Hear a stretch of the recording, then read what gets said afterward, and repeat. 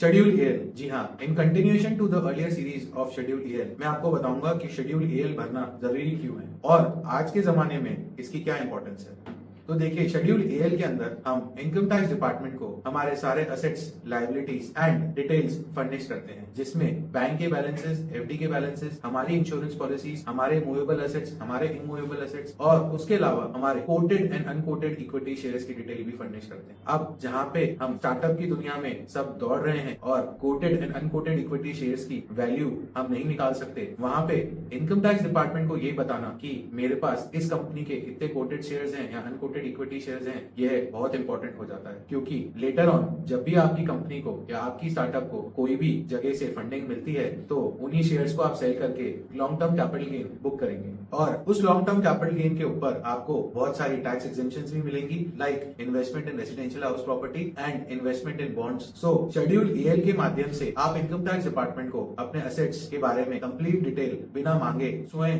आप दे रहे हैं और इस तरीके से आप इनकम टैक्स डिपार्टमेंट को अपने सारे assets clearly and properly inform कर रहे हैं। So this makes a point that later on the income tax department cannot allege that these are undisclosed investments। जी हाँ, अगर आप स्टार्टअप फाउंडर हैं, सैलरीड पर्सन हैं या आप स्मॉल बिजनेस ओनर हैं, तो even if your income does not fall under the ambit of reporting for schedule A, that is your income does not exceed 50 lakh rupees, still I personally suggest that you should compile your schedule A and file the same with the income tax department on regular basis। इसके कुछ advantages जो कि first हैं, proper reporting of your assets and liabilities, most importantly unquoted equity shares for startups जहां पे valuation कभी भी rise हो सकती है। Second point, you will have a personal budget or a personal schedule of all your investments। For more such videos, stay tuned and follow legalfactory.in.